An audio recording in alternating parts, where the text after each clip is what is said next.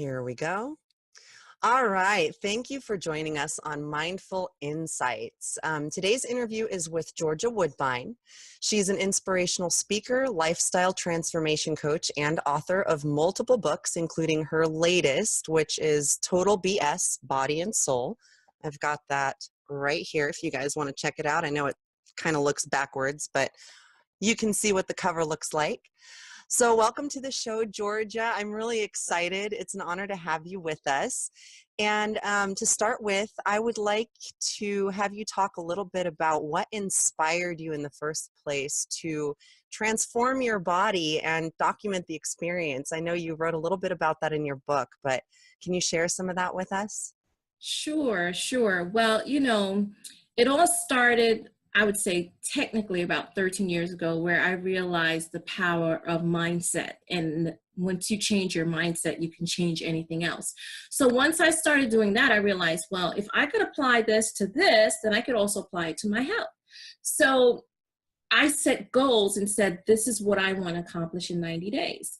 And I do believe that if you have not exercised that part of your brain to be able to have the discipline to manifest the things that you want to manifest, then it becomes like a major roadblock for you. So because I've been doing it for a long time, the losing the weight was a little bit more easier for me because I have the discipline to know that, okay, I have to change my diet. Okay, I have to exercise. Okay, I have to practice portion control, whatever it is that I need to do to reach my goal. So these are the action steps, because there's always action steps when you're trying to achieve a goal. And those were the things that I realized that I had to do to actually make it happen. And I did it in 90 days. That's so awesome. I love that. That's so fantastic.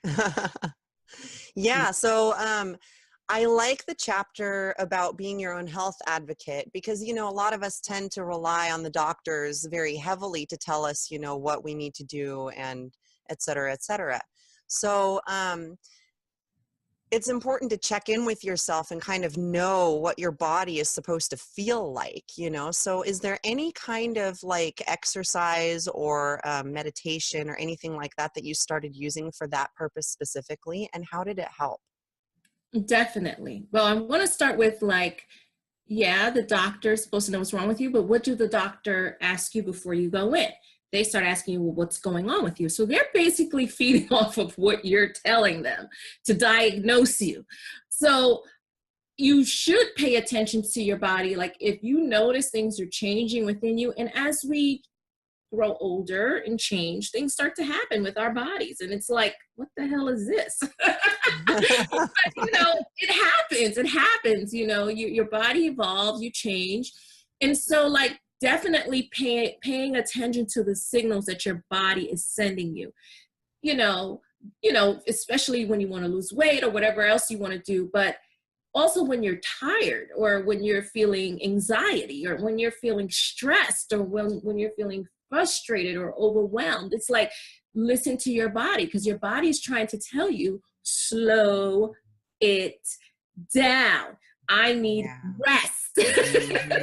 Yes, absolutely. And that's why you'll find out there'll be times where you become like a zombie, because it's like you shut down after a while because your body just can only take so much. So we have to definitely pay attention to that. And one of the things that has helped me to balance those things out, as we were discussing before, is the meditation piece, because with meditation brings balance, peace, happiness, order, everything else that you could possibly think of. Because when you start to meditate, it gives you clarity and it gives you focus, and it starts to make you relax. So one of the things that you were talking about, like what are some of the things that I did? The breathing, because even the breathing alone with meditation, before you even start to go deep in meditation, that alone can relax you.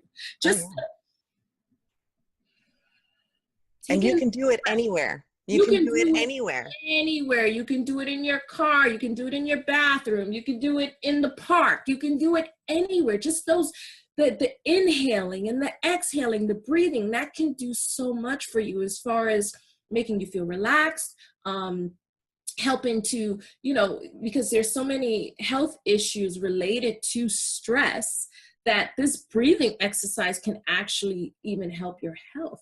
Yeah. So that's why I always tell people that meditation is so beneficial to your health, not only physically, but mentally, emotionally, and it just, the whole thing, it just makes a huge difference with how you feel, how your perspective, how you look at your life, because there's always going to be things that we're faced with. There's always going to be challenges, obstacles, setbacks, disappointments that we're going to have to deal with, because that is a part of life. Exactly. We can't abort that. You know what I mean? That's going to happen because we change. So one of the things that can help you deal with life as you are changing and as you are evolving is your mindset. And that's what meditation does. It helps to make you see things differently. So even if you're having a bad day, it's like you'll try to find the good thing out of that, opposed to just looking at it from a negative perspective and saying, I am just having the worst day possible. Or you could just say, you know what? I'm not going to let that mess my day up. I'm still going to have a good day. So it's all about changing the way you look at things, because I remember, and I believe it was Dr. Wayne Dwyer that said this, and he said, when you change the way you look at things, the things you look at change. And if you just listen to that statement, it's so powerful, because if we just took the time to start changing the way we looked at things, our perspective, how we perceive things, then everything would change based on how we see it. Exactly. Exactly. No, and that's, oh, that's, yeah, powerful, powerful stuff, because literally, oh yeah, I love that quote too. That's perfect. I'm not even going to say anything else because I'll ruin it.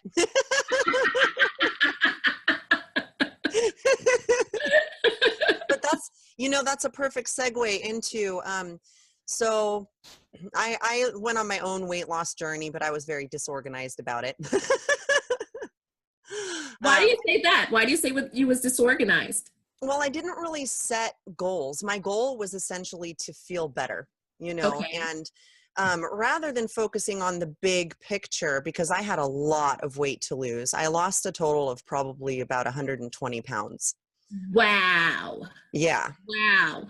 And quit drinking alcohol. So I'm a former alcoholic, and like just lots of stuff. So, and it was a huge journey, but what helped me was to think about my daily activities and Right. things that I can do every day, rather than thinking about, oh my God, I have all this stuff to incorporate now, Right. So like, what would you recommend as far as mindset goes for someone who has like a kind of a bigger journey ahead of them, 50, 100 pounds or more, how would you recommend that they look at that and use it to kind of be more successful? Well, mindset's a powerful thing, as we discussed before. And I don't know, have you ever heard of the mindset theory? The mindset theory is basically there are two basic mindsets that shapes our lives. And an example of these types of two mindsets is basically the fixed mindset and the growth mindset. So the fixed mindset comes from the belief that your qualities are carved in stone. A growth mindset comes from the belief that the basic qualities are things you can cultivate through effort. So I'll give you an example of the two. A fixed mindset, someone would say, I'm either good at it or I'm not. A growth mindset would be, I can learn to do this. You see what I'm saying? It's all about how you think about things.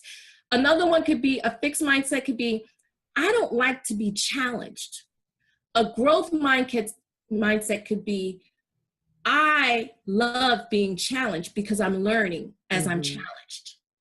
You know what I Right. mean? Yeah, absolutely. Well, or like failing forward, because Of course, or even a fixed mindset would say, I failed, I am not good at this.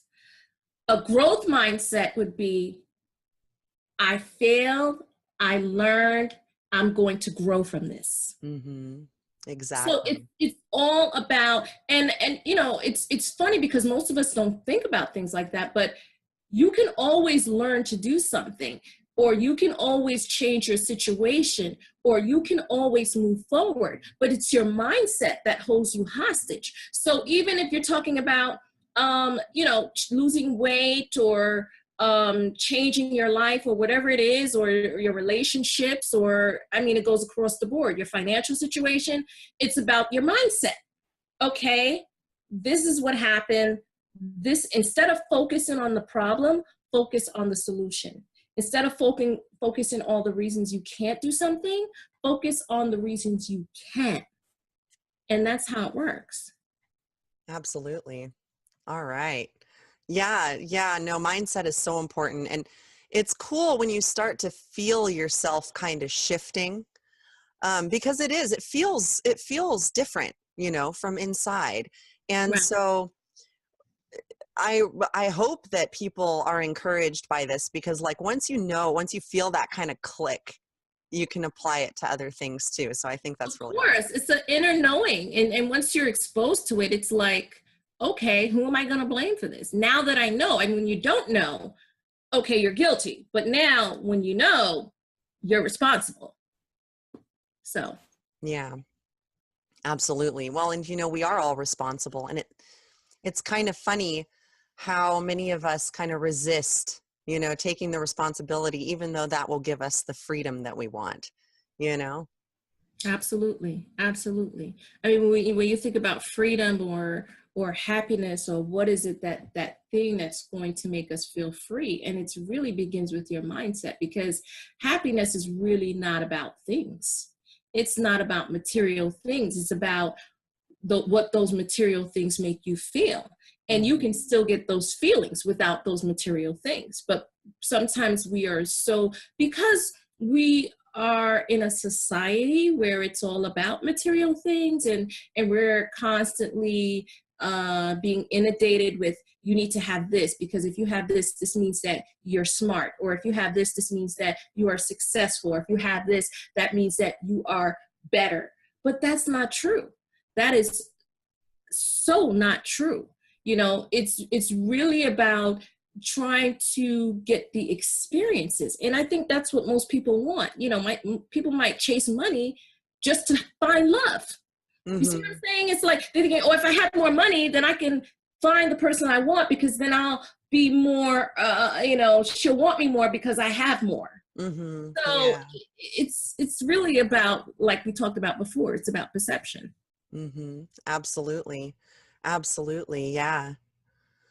So let's see. So we've already talked about mindset quite a bit, but one of the things that was really, really important, that I discovered that I didn't really understand how important it was about setting boundaries and learning. And that's the chapter that you wrote about loving your life, which to Right. me says, loving your life, but also loving yourself and taking good care of yourself and putting your own needs first, so that way you can meet other people's needs better. So what are some insights maybe that you can offer about things like setting boundaries or simplifying your time, and how important that is? Well, I think self-love is, once you get to self-love, you get to self-actualization, because self-love brings you to the place where it's like, I don't have to prove myself. I don't have to be this, do this for this person to appreciate me, or like me, or accept me. When you go through the self-love evolution of knowing that you are worthy, you are special, you are authentic, you are different, you are valuable, you are important, and you start to know that about yourself, then everything else is like, not saying it's a blur, but that's you prioritize your time around the things that you know will make you happy, meaning you're not going to do things just because you feel it's going to make this other person feel good. You're going to be honest, you're going to be upfront, and you're going to understand that you have to, really think about what you're doing before you're doing it, and not position yourself where people are taking advantage of your time, because that's a big piece where you talk about simplifying your life and prioritizing your time. And I think that's where a lot of stress comes from, because you try to be so many things to so many people, and you're only one person. And you know what? It's okay to say no sometimes. It's okay to say, I can't do this, or I don't want to do this. I mean, it's okay. I'm telling you, the most powerful feeling is having that freedom to express yourself. And I'm going to tell you one thing: people will start to respect you when you're honest and upfront than you trying to be a people pleaser. You cannot go through life trying to be a people pleaser, because you cannot make everybody happy. It just doesn't work. You're just going to be at a tug of war. This person's pulling you this way. This person's pulling you this way. This person's pulling you up. This person's pulling you down. And you're going to be like in a constant battle of, where am I? Who am I? What should I be doing? How should I be doing this? You know what I mean? It's so much chaos and confusion when you function like that. It is. It absolutely is. And that gets reflected back to you, totally gets reflected back to you in your life experience. Definitely. Definitely. So it's really about laser in, taking ownership, taking charge, and saying, you know what, this is how I want to do things, and not feeling obligated because you're not doing certain things that people want you to do. Because now you're living your life for someone else. You're not living it for you. And why do you want to go through life that way? Because life is meant to be lived, not just to exist. Exactly. So, Exactly. Yeah. Thriving. Here's to thriving. Right. That's right. Yeah. Yeah. And speaking of thriving, all right, that's a great segue there too. So visualizations and affirmations, you're in your chapter on balance, right? Yes. And I know exactly what you're talking about this balance, So one thing that I noticed is, after I had started meditating and really made it a daily practice, my thoughts didn't race uncontrollably anymore. Like, it's like I have like a little volume button now, and I can use my brain only when I choose to use it. And the rest of the time it's not throwing me under the bus,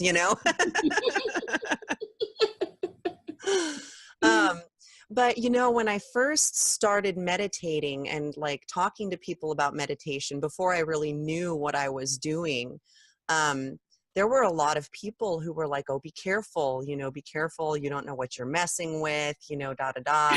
Yeah. And I'm like, oh my gosh, what is this,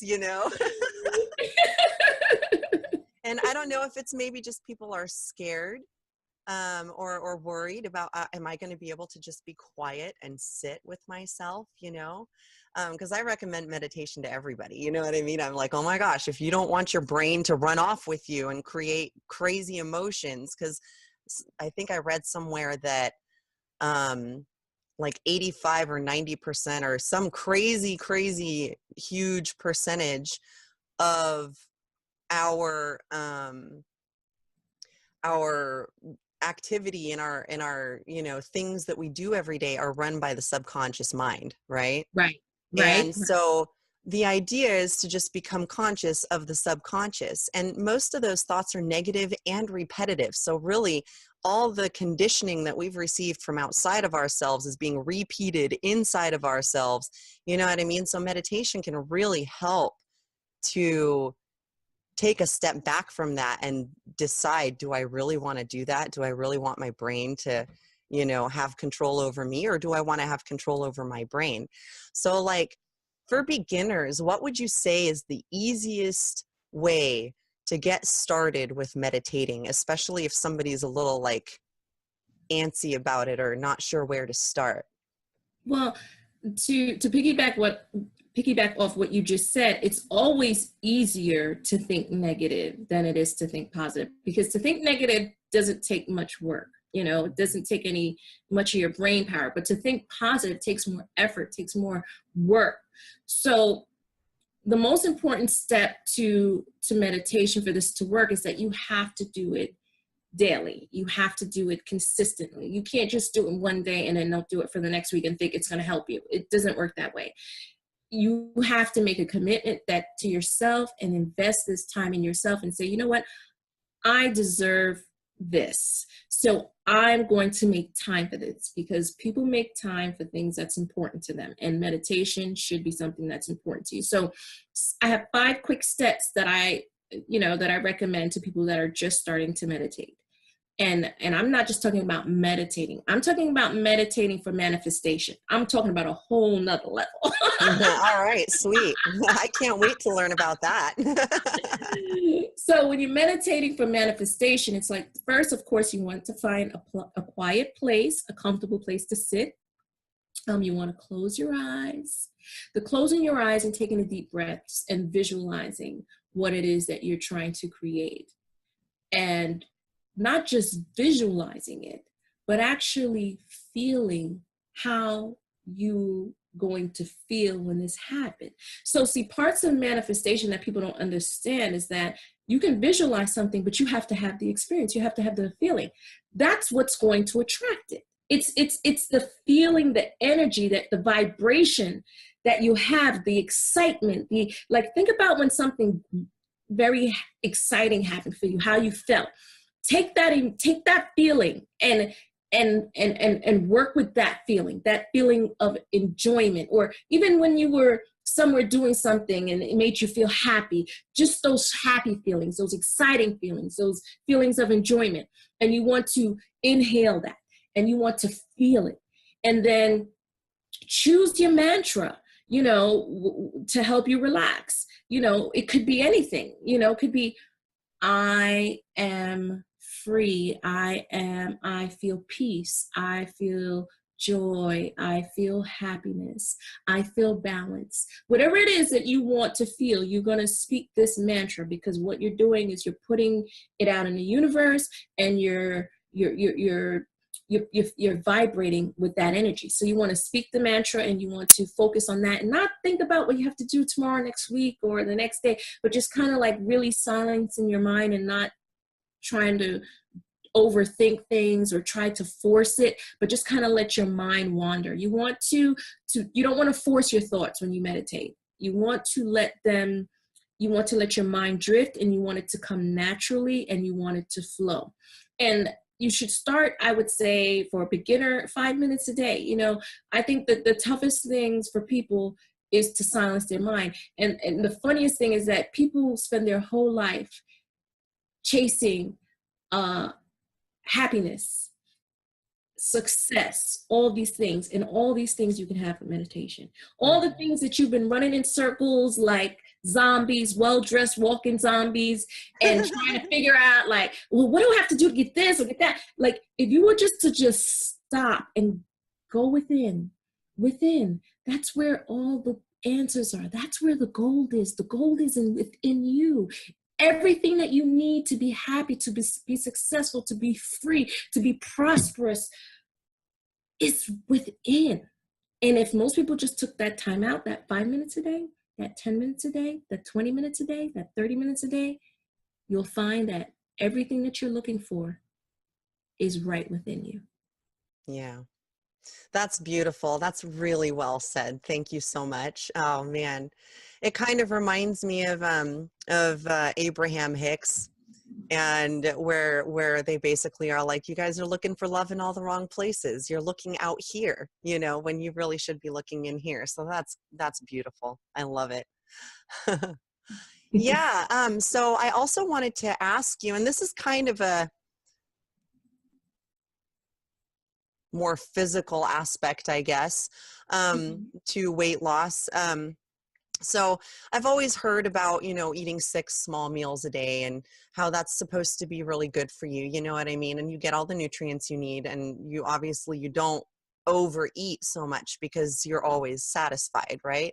Okay. So I've never been like a food person, you know what I mean? Like I have more trouble remembering to eat than You know what I mean? Than trouble like with overeating. So what's worked for me is intermittent fasting. And I was kind of curious, like, what are your thoughts on that versus 6 small meals a day? Well, I don't believe in any of that stuff because I believe that your body needs certain nutrients to function. Mhm. Because what happens is if you don't put certain nutrients in your body, you'll realize that you'll start to feel a certain way. So, certain things you need to have in your body for it to function a certain way. Um, so we need those nutrients. We do need those nutrients. I believe in meal replacements. Mhm. I believe in eating healthy. I believe in portion control. I don't believe you have to starve yourself to feel good or to lose weight. I just believe that, you practice portion control, and it's the fistful logic. If you Mhm. can have something and make it about this big, you see this fist right here, about this big? Knuckle sandwich. Yeah, then you're not overeating. So if you can start practicing those little things and implementing those little things, and you'll start to see that, okay, my body is changing. Watching your calorie intake, like when you go to the supermarket or when you look in your kitchen cabinet, what are some of the things that you have in there? Have you looked at the serving size? Most people, they don't pay attention to serving size, but Mhm. you can buy a bag of chips or a bag of pretzels or whatever, and you'll think you can eat 50 of them or 30 of them, and the serving size is 10, Yeah. for let's say maybe 150 calories or whatever. It'll say 150. So I don't think most people pay attention to serving size, but you should, because then that means, like, okay, one serving size is this many calories. So that means if you have two serving sizes or three serving sizes, you're having like 3 times that much calories in your body. Mhm. So just paying attention to little things like that makes a huge, huge difference. Absolutely. Absolutely. Yeah. And it really is just the little things, isn't it? The little simple things. Simplicity is the key, my dear. Absolutely. Absolutely.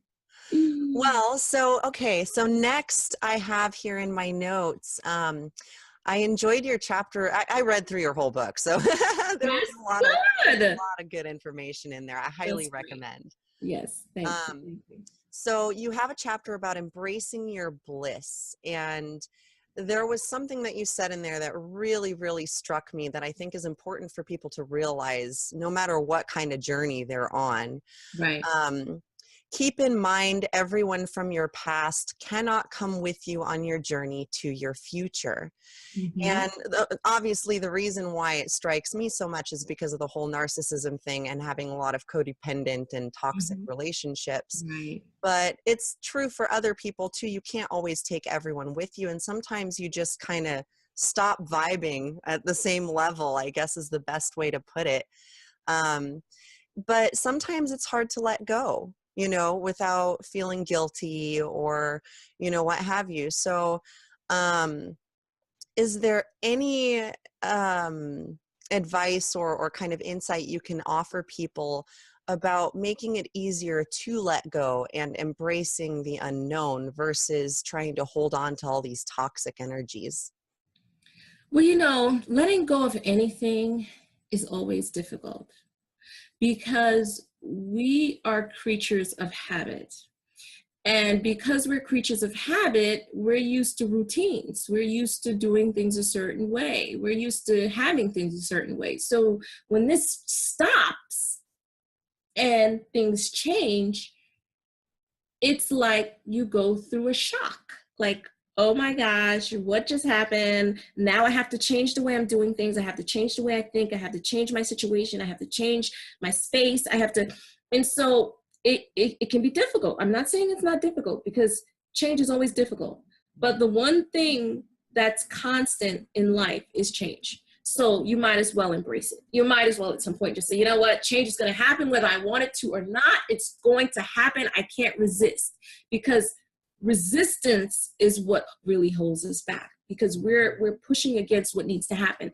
And sometimes when we talk about letting go or shifts, and let's use some examples. Like, you could be in a relationship and something happens in this relationship, something happens and you have to separate from this person, and you're just fighting against being alone. But being alone could be the best thing that could have ever happened to you, because it's going to force you to to seek and search, you know, because when you go through a breakup, and it doesn't matter whether it's a breakup in a relationship, it's a breakup with a partnership, it's a breakup with a job, it doesn't matter. You feel those same types of emotions because you just feel those types of emotions when you're used to something or seeing somebody or being with this person. So part of it is something better is waiting for you on the other side. And if you could just let go and let it happen, the shift that's happening is a part of what is supposed to happen in your life because it's been predestined. And sometimes we just can't fight that. You know what I mean?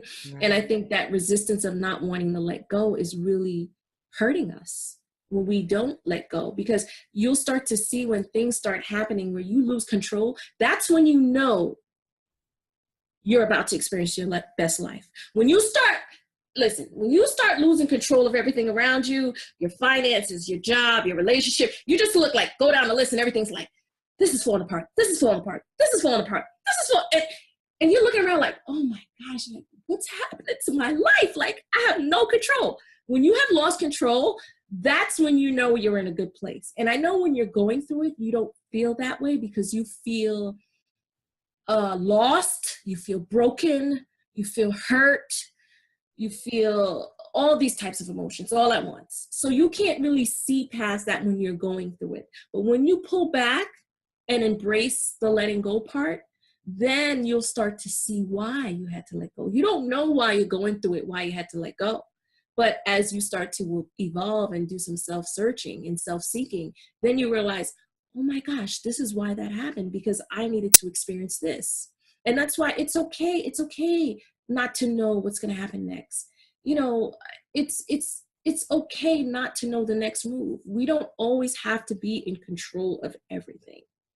It's okay not to know. I mean, that's the beautiful part of life, that you could be here this year, you could be there next year, you could be here the next year. Like, that's the beautiful part about life, is that things are always going to change. You know, nothing remains the same. Nothing remains the same. So just enjoying the process and saying, wow, you know, but looking at it in a more positive light and saying the best is yet to come, instead of, why am I losing these things? The best is yet to come. You know? That is beautiful. Yeah, I love that. That's awesome. Absolutely. It's like, oh yeah, I can't remember what I was about to say, but that's okay. I had some comment and then it lost me. Things do that sometimes, you know. That's the kind of weird aspect of no mind practice, is like sometimes your brain just doesn't or it's like there and then it's like gone, you know. I know. I've had that happen to me too. You've had the same thing happen to you. Of course. That's okay. We're rolling right along. I love it. Yeah, I love it. Oh my gosh, this is going awesome. So I am really, really, really impressed by this other quote too. It's judging and blaming others for how you feel is one of the most negative forms of energy. And this is one of those things that's very easily said, but easier said than done, you know, because if you're in a place where you're used to judging people, or you're used to pinning responsibility for your feelings on other people, which is part of that whole codependency and boundaries and thing that we talked about earlier. Right. So, excuse me. So I wanted to ask you to go into a little bit of detail about the process of forgiveness. And you know what? I remember what I was going to say earlier. When you're going through chaos, it's like the acceptance process or the grieving steps, you know, they're very, very similar for no matter what you're going through. So like what helped me is like, cause things just kept going wrong. Like you were describing, you know, it was one thing after another.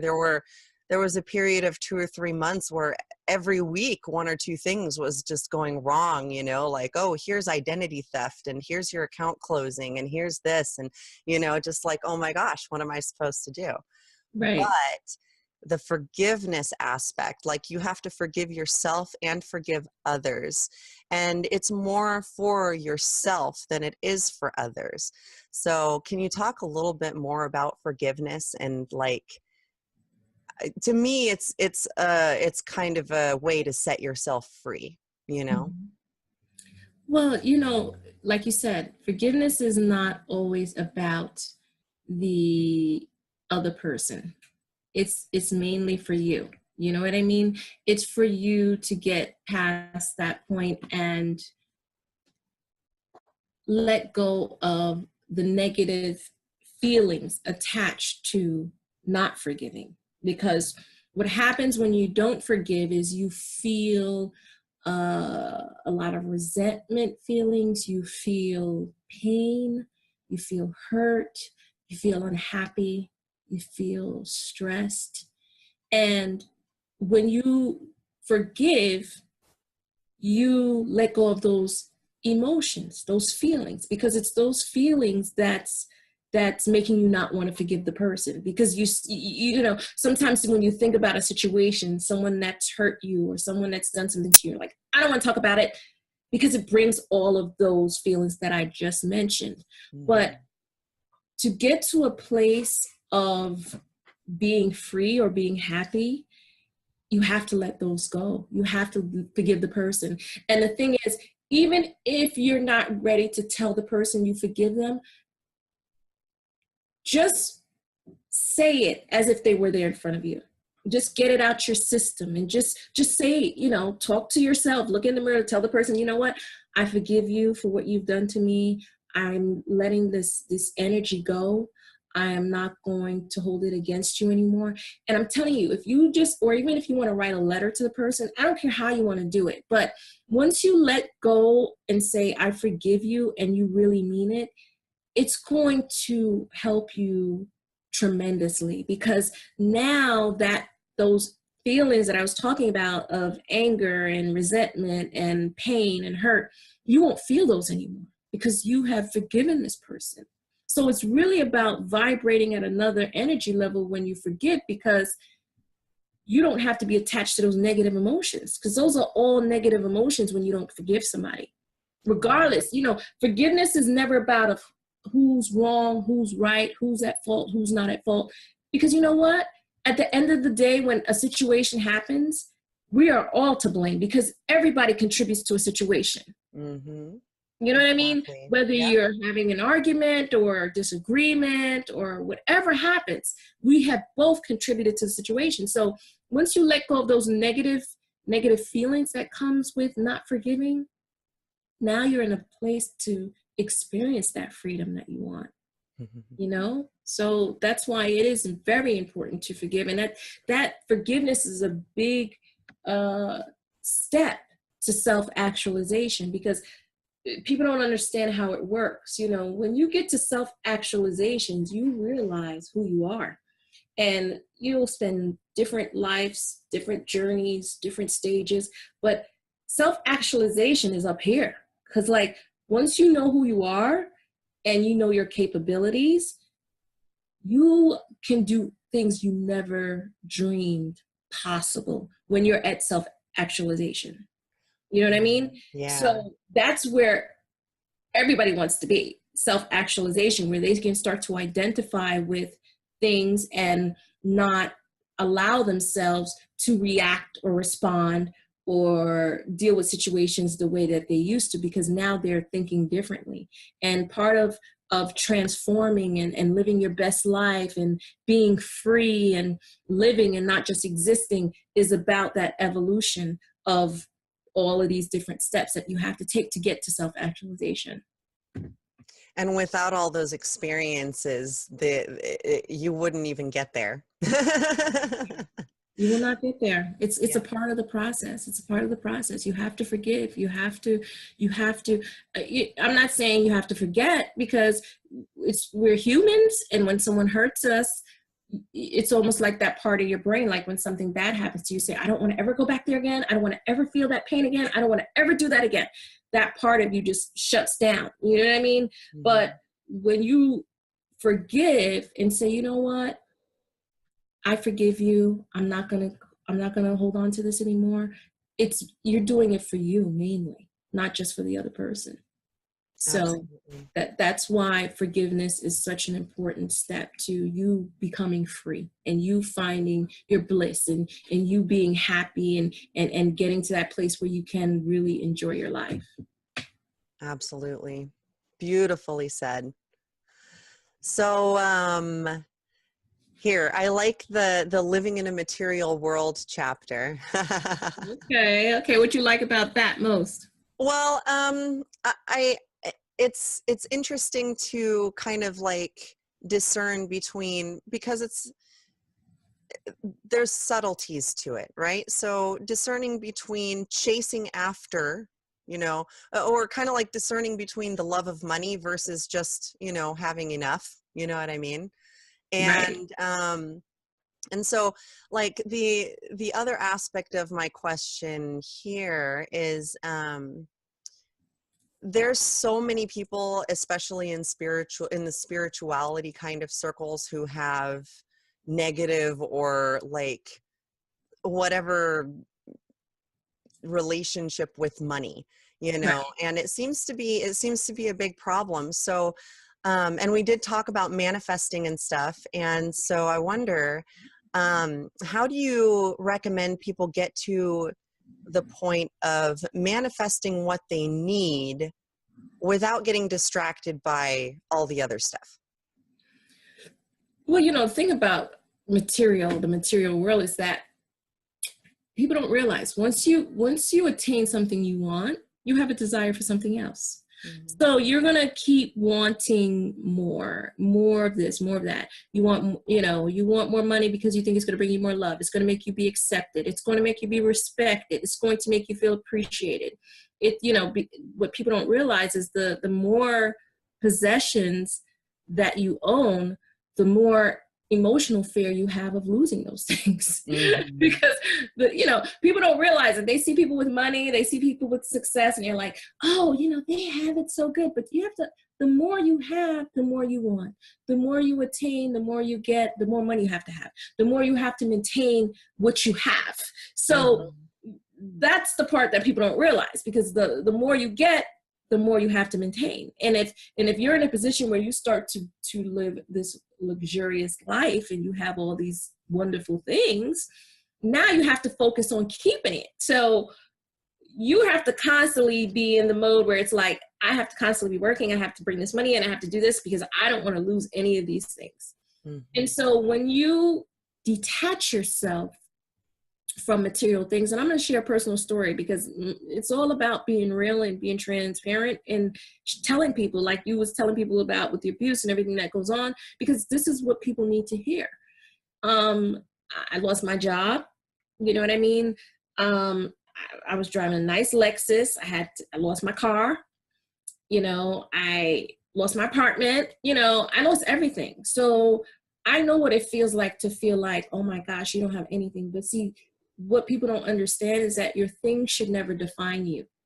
And I Mhm. think that's what happens sometimes. People think that the house, the car, the things, whatever it is that you have, it defines you or it makes you who you are.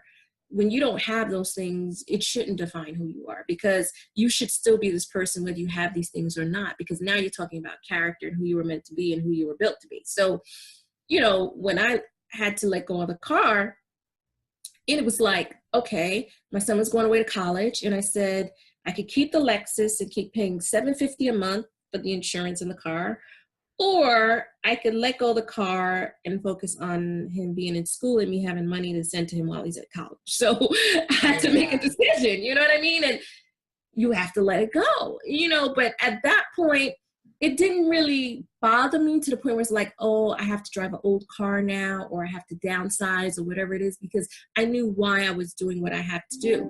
And I Mhm. think that when you start getting to a place where it's like, you don't worry about what people think about you, then it becomes easier to detach yourself from material things, because now you're not worried about how the world's looking at you because you don't have A, B, and C.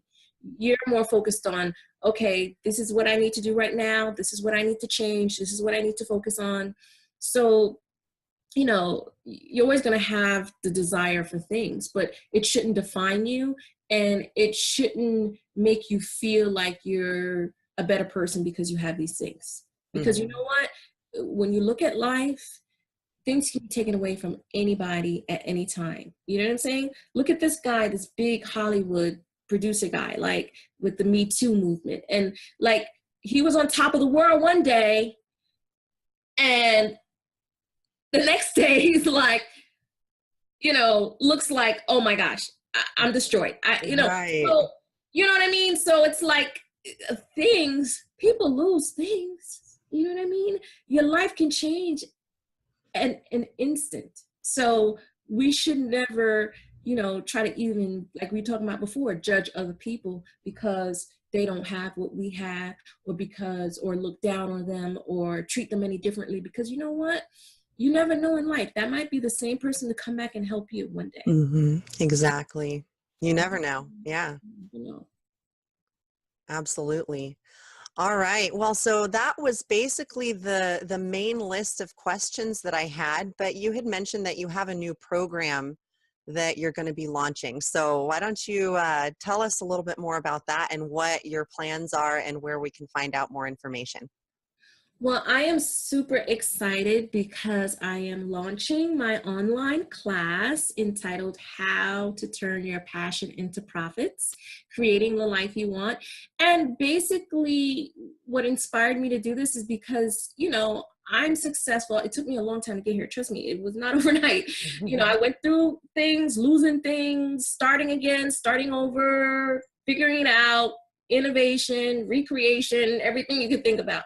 So I understand that there are people out there that's probably going through the same things that I went through. So I want to show them my blueprint. I want to show them some of the things that how I was able to recover from setback, how I was able to evolve to become successful, to write several books, to get paid to do public speaking, to do life coaching, to do the things that I do. So I said, I need to put this course out there because I need to show people that you are worth it. You don't have to, you know, be pushed up against the wall and let somebody tell you that you're not valuable and you shouldn't be paid this amount of money. You are valuable, you are worthy, and you deserve to get what you're, you know, you deserve to be paid what you're worth. So that's what this course is about. It's about turning your passion into profits. And it's not just about the money, it's about purpose. Because I think the most powerful thing in life is to solve a problem for yourself, and then once you have solved that problem for yourself, to share it with other people. And that's what I'm doing in this class. And you know what people don't realize, that people think knowledge is power. No, no, no, no, no, no, no. Knowledge is not power. It's implementation of knowledge as power. And Mhm. that's what I'm giving in this course. I'm giving you a step-by-step guide. I'm talking about not just chasing, or not just trying to find things. I'm talking about learning how to attract things to you, how to align yourself in purpose with your talents, your gifts, your skills, your experiences, your story. This is a part of what your purpose is about. This is what's going to be profitable if you just figure out how to lay it out. So that's what I'm doing in this course. I'm laying it out for people, saying, you know what, you can get paid to do what you love, but you just have to change your mindset, and you just got to tweak some things and change some things. And this is what worked for me. And this is why I guarantee it's going to work for you, because it's worked for me. So that's what this course is about. And I do want to share the website, www.georgiawoodbine.com. Go to the contact page and make sure you fill in your information. And after you do that, I want people to tell me, what is one, or maybe it may be more than one, but what is something that you want to see change in your life in the next year? What is it in your life right now that you want to change within the next 12 months? I want you to write it in there, and I want you to send it to me by email, because people have goals, but they need to figure out how to take actions to make those goals happen, how to make them real, how to make them manifest. And that's why Georgia Woodbine is here with How to Turn Your Passion into Profits to Create the Life You Want. All right. Awesome. Perfect. I think that's fantastic. I'm definitely going to be looking into your program. And you had mentioned that there's going to be like a pre-launch, like a webinar or something? Yes, there's going to be a pre-launch. It's going to be on September 9th, but they have to go to the website to get the information. So definitely go to the website, www.georgiawoodbine.com. Go to the contact page. Just tell me, if you're interested in being in the class or participating in the pre-launch, send me your name, send me your phone number, and I'll put you on the list for the pre-launch. But like I said, I'm super excited because I feel like this is such the perfect time for this, because I think there's so many people out there with so many gifts that's here to share with the world, and they just haven't quite figured out how to do that, because who says that you have to do it this way or that way? Why can't you have both? Who says you can follow your passion but you're not gonna get paid for it? Who says that? Who put it out there? You know what I mean? You can get paid to do what you love. You can get paid to do what you love, and I am there to show people how. That's so awesome. I'm very excited to learn more from you, actually, and participate in especially the pre-launch. I kind of want to be there and see what that's like and see what kind of information is there. So that'll be awesome. Yes, September 9th. It's September 9th. I believe it's going to be 4 to 5 p.m. Eastern Standard Time. But I will, if people inquire, I'll send them the details for the webinar. All right, awesome. So georgiawoodbine.com and contact form if you're interested in this course.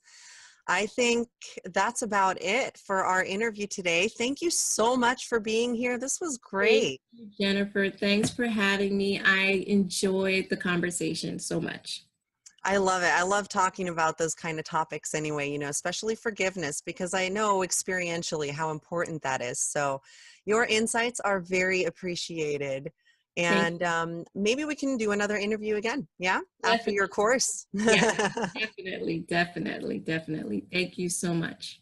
All right. Perfect. Well, thank you guys for joining us and listening/watching if you're on YouTube.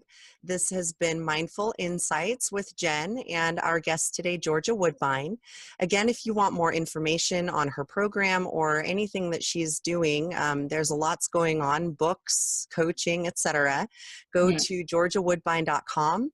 And if you would like to learn more about inner work coaching, you can go to innerworkcoaching.life. Thank you so much for being here, and I will talk to you next time. Thank you. Take care. Bye-bye.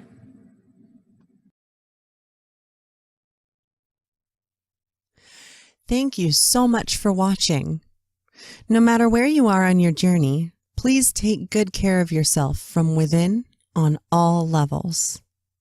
If you'd like more guidance, please subscribe to my YouTube channel or visit www.innerworkcoaching.life for more content or to apply for one-on-one coaching. With unconditional love and light, I wish you an amazing week, and I hope to see you again for my next video. Namaste.